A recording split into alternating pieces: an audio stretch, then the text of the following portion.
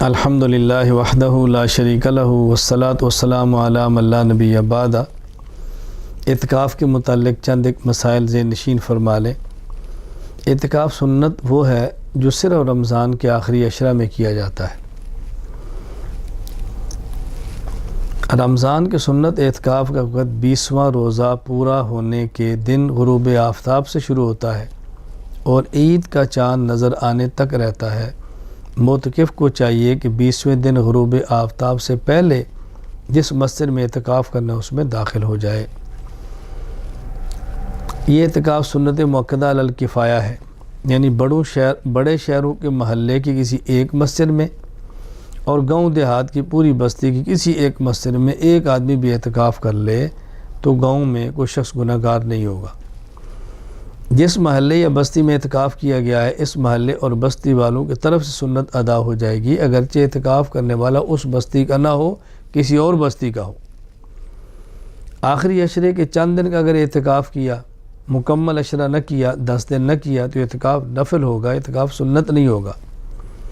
عورتوں کو مساجد کی بجائے گھر میں اعتکاف کرنا چاہیے۔ اعتکاف کی نیت زبان سے کرنا ضروری نہیں، دل سے کر لینا کافی ہے۔ آدمی خود اعتکاف نہ بیٹھے، پیسے دے کر کسی کو بٹھا دے تو یہ ٹھیک نہیں ہے۔ ویسے معتکف کو روزہ سحری کرائے، معتکف کو سحری کرائے، افطاری کرائے، اس پر ساری افطاری کا اجر ملے گا، لیکن کسی بندے کو پیسے دے کر اپنی جگہ پر اعتکاف کروائیں، اعتکاف بدل، یہ ٹھیک نہیں ہے۔ مسجد میں ایک سے زائد لوگ اعتکاف کریں تو سب کو مکمل اعتکاف کا اجر ملتا ہے۔ اعتکاف مسنون کے صحیح ہونے کے لیے چند ایک شرائط ہیں۔ نمبر 1، اعتکاف کرنے والا مسلمان ہو۔ نمبر 2، عاقل ہو۔ نمبر 3، اعتکاف کی نیت بھی کرے۔ نمبر 4، اعتکاف مسجد میں کرے، عورت ہو تو گھر میں کرے۔ نمبر 5، جنابت سے پاک ہو۔ اگر حالت جنابت میں اعتکاف میں بیٹھ گیا، اعتکاف تو ہوگا لیکن حالت جنابت میں مسجد میں داخل ہونے کی وجہ سے گناہ گار ہوگا، اس لیے جنابت سے پاک ہونا ضروری ہے۔ اگر عورت ہو حیض اور نفاس کی حالت کے اندر نہ ہو، وگرنہ اس کا اعتکاف نہیں ہوگا، چونکہ اعتکاف کے لیے روزہ چاہیے، سارت میں روزہ رکھ نہیں سکتی۔ پھر اعتکاف والے کو چاہیے کہ روزہ رکھے۔ اگر اعتکاف کے دوران ایک روزہ بھی چھوٹ گیا تو یوں سمجھیں کہ سنت اعتکاف اس کا ختم ہو گیا۔ اگر کسی شخص نے پہلے 20 دن نہ روزہ رکھا نہ تراویح پڑھی، صرف آخری عشرہ اعتکاف کرنا چاہے تو یہ شخص بھی کر سکتا ہے۔ جس شخص کے بدن سے بو وغیرہ آتی ہو اس کو اعتکاف نہیں کرنا چاہیے۔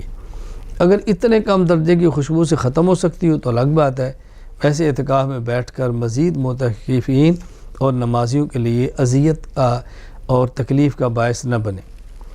اعتکاف کی حالت میں چند کام ایسے ہیں جو کرنے جائز ہے اور بندہ کر سکتا ہے۔ معتکف کا مسجد میں کھانا، معتکف کا مسجد میں پینا جائز ہے، معتکف کا مسجد میں سونا جائز ہے، ضرورت کی بات کرنا جائز ہے۔ اپنا نکاح اعتکاف کے دنوں میں مسجد میں جائز ہے، کسی اور کا نکاح ہو اور یہ نکاح خواہ ہو تب بھی جائز ہے۔ مسجد میں نکاح کی مجلس اس میں شرکت کرے تو بھی جائز ہے۔ معتکف کا اپنے کپڑوں کو بدلنا یہ بھی جائز ہے۔ معتکف کا خوشبو لگانا یہ جائز ہی نہیں بلکہ مستحب ہے۔ معتکف کا تیل لگانا یہ بھی جائز ہے۔ کنگھی کرنا یہ بھی جائز ہے، لیکن تیل اور کنگھی میں اس کا خیال کریں کہ بال نہ گرے، پھر ہی مناسب نہیں ہے۔ کپڑا ہو، تیل لگا لیں، کنگھی کر لیں، اپنے بال سنبھالیں، سنبھال کے باہر رکھیں، اس کا بہت زیادہ خیال کریں۔ اگر کوئی ڈاکٹر ہے اعتکاف کے اندر ہے، کوئی مریض آتا ہے اس کو چیک کر لیتا ہے تو حرج نہیں ہے۔ یہ نہیں ہے کہ اپنا کلینک ہی اعتکاف کو بنا لے، اعتکاف بھی اور کلینک بھی چلتا رہے۔ ویسے کوئی مریض آ گیا ہے، کوئی مسجد کا ہے، کوئی نمازی ہے تو اس کو چیک کر کے نسخہ دے لے تو جائز ہے۔ اپنے برتن وغیرہ دھونا یہ بھی جائز ہے۔ معتکف کا اپنی نشست گاہ کے اوپر چادر لگانا ٹھیک ہے، کوئی حرج نہیں ہے، بلکہ اس سے آدمی کو ایک قسم کی خلوت مل جاتی ہے۔ اپنی نشست بدلنا یہ بھی ٹھیک ہے، ایک جگہ پہ اعتکاف میں بیٹھا تھا، ضرورت کے تحت جگہ بدلنی پڑ گئی ہے، کوئی حرج نہیں، بس مسجد کی حدود کے اندر ہے۔ بقدر ضرورت بستر، برتن، سامان وغیرہ رکھنا یہ بھی ٹھیک ہے، کوئی حرج نہیں۔ معتکف کا تقاضے کے لیے مسجد سے باہر جانا ٹھیک ہے، اگر قریب جگہ نہ ہو، دور ہو تو بھی ٹھیک ہے، لیکن قریب جگہ چھوڑ کر دور جانا یہ ٹھیک نہیں ہے۔ معتکف حاجت کے لیے باہر جاتا ہے، بیت الخلاء کے لیے لائن لگی ہے، اس کو وہاں انتظار کرنا پڑتا ہے تو جائز ہے۔ بہتر تو یہ ہے کہ انتظار مسجد میں کرے، لیکن اگر ایسی صورت ہو بھی یہ مسجد میں ہے تو اس کا اور بندہ آئے گا تو اس کو تکلیف ہوگی تو وہاں بھی انتظار کر سکتا ہے۔ کچھ چیزیں ایسی ہیں جس سے معتکف کو بچنا چاہیے، بغیر ضرورت کے باتیں کرنا سے بچے، فحش باتیں کرنا باہر بھی جائز نہیں ہے، پھر روزے کی حالت میں، اعتکاف کی حالت میں، مسجد کے اندر بہت بڑا جرم ہے، بچنا چاہیے۔ ضرورت سے زائد مسجد میں سامان لانا یہ بھی مناسب نہیں، اور اگر اپنے ساتھ اعتکاف کرنے والے کم مالی حالت کے ہوں، اپنی بڑی حالت کے مطابق لانا، اس سے بھی ذرا احتیاط کرنی چاہیے۔ کوشش کریں کہ ان دنوں میں اس طرح چلیں کہ اونچ نیچ کا فرق کم ہو تو زیادہ مناسب ہے۔ مسجد کی بجلی گیس استعمال کرنا یہ بھی جائز ہے، حال برتا کوئی سگریٹ کا عادی ہو، حقے کا عادی ہو تو یہ اس کے لیے جائز نہیں ہے، اس سے بچنا چاہیے۔ حاجات طبیعہ کے لیے باہر نکلنا، غسل کی حاجت پیش آ گئی فوراً جائے، تقاضے کی حاجت ہے چلا جائے، جو اس کے لیے جائز ہے۔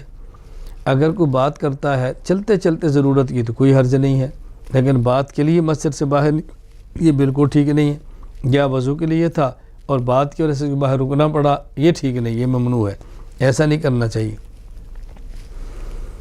بس ان چیزوں کا بہت زیادہ اہتمام کریں، آداب کا خیال کریں، تلاوت کا خیال کریں، ذکر اللہ کا خیال کریں، اپنے آپ کو عبادات کے اندر مشغول رکھیں۔